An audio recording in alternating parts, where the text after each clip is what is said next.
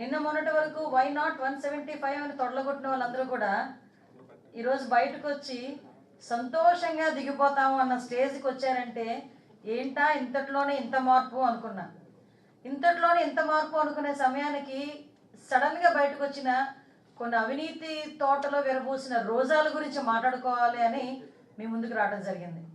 ఈ మధ్యకాలంలోనే the great రోజా సెల్వమణి, ఆవిడ పర్యాటక శాఖ మంత్రి, అంతకుముందు APSC chairman, what ever it may be, వైఎస్ఆర్సీపీలో నోటికి అడ్డు అదుపు లేని ఒక నాయకురాలు కింద పేరు. మేము ఇంతవరకు ఆవిడ నోటికే అడ్డు అదుపు ఉండదు, నోటికే అదేదో అంటారు కదా సరళంగా బూతులు వస్తుంటాయి అనుకున్నాం, కానీ ఆవిడ చేతికి కూడా అడ్డు అదుపు లేకుండా ఆవిడ అవినీతి చేస్తుందన్న సంగతి సాక్షాత్తు నగరి ప్రజలే ఈరోజు బయటకు వచ్చి ప్రెస్ మీట్ల రూపంలో చెప్పడం చూస్తూ ఉంటే వీళ్ళు ఎంత అవినీతి కోపంలో మునిగిపోయారో మనందరం కూడా ఆలోచించుకోవాలి. ఎందుకంటే 17వ వార్డు కౌన్సిలర్ అంట పాప నగరిలోని ఆవిడ ఒక దళిత మహిళ కౌన్సిలర్ కింద ఎన్నికైన తర్వాత మున్సిపల్ చైర్పర్సన్ చేస్తాను అని చెప్పి నమ్మబలికి ఆవిడ దగ్గర 70 లక్షలు డిమాండ్ చేసి ఓవరాల్గా ఒక 40 లక్షలు తీసుకొని తర్వాత మళ్ళా ఇంకొక అదో వేలంపాట అనమాట. నీ 70 లక్షలు నీ 80 లక్షలు, తెలుసు కదా వేలంపాట అంటే ఎలా ఉంటుందో. సో మున్సిపల్ చైర్మన్ పదవిని కూడా వేలంపాటలో పెట్టేసి దానికి రేట్ క్రియేట్ చేసి ఓవరాల్గా పాప దళిత మహిళ దగ్గర సుమారుగా ఒక 40 లక్షలు ఆవిడ బినామీలతో చేయిస్తుంటుంది. ఇలాంటివన్నీ వాళ్ళ అన్నయ్య ఉన్నాడు రాంప్రసాద్ రెడ్డి అని, ఆ రాంప్రసాద్ రెడ్డికి అప్పచెప్పి రాంప్రసాద్ రెడ్డి దగ్గర ద్వారా తీయించుకుంది.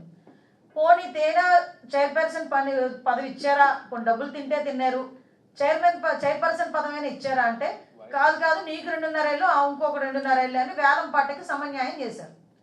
పోనీ తర్వాత అయినా 2.5 ఏళ్ళ తర్వాత అయినా ఇచ్చారా అంటే ఈ రోజుకి కూడా ఇవ్వకుండా ఒక దళిత మహిళ 40 లక్షలు 50 లక్షలు అప్పో వడ్డీలకు తీసుకొచ్చుకొని ఏదో చైర్పర్సన్ పదవి వస్తుంది కదా అని ఆశపడి నీ చేతిలోకి తీసుకెళ్ళి ఒక 40 లక్షల రూపాయలు ఇస్తే తిరిగి ఇమ్మంటే దానికి కూడా బేరాలాడి ఆవిడని బెదిరించే పరిస్థితి తీసుకొస్తే కడుపు మండి ఈరోజు ఆవిడ బయటకు వచ్చి సుమారుగా నాకు ఇలా అన్యాయం జరిగింది అని చెప్పి రోడ్డు మీదకి వచ్చి మాట్లాడే పరిస్థితి.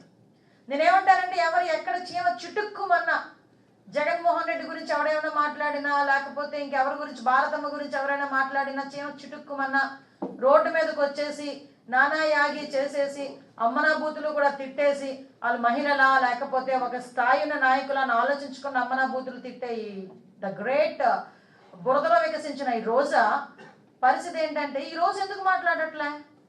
నిన్నో మొన్న నేను అసలు ఏంటి బ్యాక్గ్రౌండ్ అని నేను వెరిఫై చేస్తే వాళ్ళు ఒకరు క్లియర్గా ఒక పెద్ద ఆవిడ ఉన్నాడనమాట.